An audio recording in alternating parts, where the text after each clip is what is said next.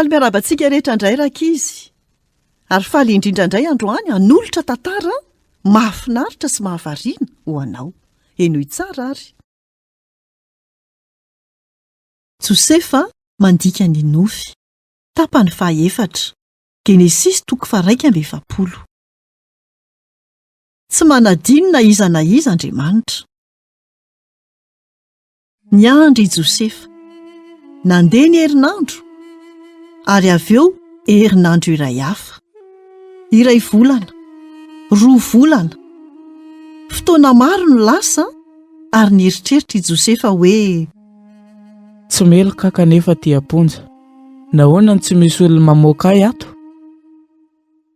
Nampanantenan'i Josefa ny voafonja iray fa hiteniny momba azy amin'ny Farao izy. Na nadino an Josefa nefa izy. 2 taona lavabe no lasa taorian'izay. Nisy iray tsy nanadino an Josefa, Andriamanitra. Nampanantena azy izy fa ho mpanjaka lehibe. Ary indro Andriamanitra dia manomboka manatanteraka izany fampanantenana izany. Nanonofy i Farao, saingy tsy nisy olona afaka nilaza taminy ny dikan'io nofy io. Hany ka tezitra izy. Soa ihany anefa fa nisy zavatra tsaron'ny mpanompon'ny Farao tampoka. Mahafantatsy olona afaka mandika ny nofy a? Josefa, lasa ny amponja izy kanefa tsy nanatsiny. Tena dingo tanteraka izy. Eto aty amiko avy hatrany izy. Notanterahina ny baikon'ny Farao. Nentina teo anatrehany mpanapaka ny Egipta izy, ary niakohaka teo anatrehany. Efa reko fa mahay mamantatra ny nofy ianao. Ry Farao lehibe, tsy afaka manao izany aho, fa Andriamanitra no afaka. Nanonofy aho.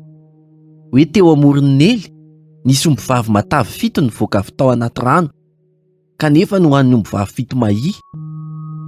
Avy eo dia nanofy aho, fa nisy salombary 7 tsara tarehy sy feno tsara, izay natelin'ny salombary 7 mahi. Inona ny dikan'izany? Azonao hazavaina amiko ve izany? Efa nolazain'Andriamanitra taminao fa hisy 7 taona mavokatra ho avy, ary hisy vokatra be ho tonga any Egypta. Saingy 7 taona mosarena nanaraka izany, tsy hisy na inona hitsiry, tena hitranga tokoa izany. Ny zavatra tsara indrindra tao dia mitady lehilahy endry hanangana ny varim-bazaha amin'ny taonjina be, mba tsy mosarena ny olona amin'ny 7 taona mosarena. Resy lahatra tamin'izany hevitra izany Farao. Ry Josefa, ianao izany lehilahy izany. Andriamanitra no momba anao, ary zaho hanendry anao mpanampy ahy. Ary ny olona rehetra eto Egipta dia tsy maintsy mankatoa anao. Izany no nahatonga an'i Josefa ho lehilahy faharoa faran'izay natanjaka indrindra teo amin'ny firenena. Saika tsy nino izany izy. Tsy nanadino azy Andriamanitra, na dia toa izany aza no tranga hitany indraindray.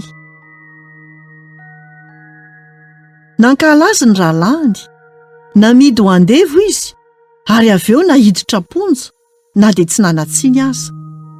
Niaritra ny mafy nandritry ny 10 taona i Josefa. Tokony hampahery anao izany. Andriamanitra dia tsy manadino na iza, na dia ianao aza. Afaka mino azy ianao, ary mahatoky azy eo amin'ny fiainanao.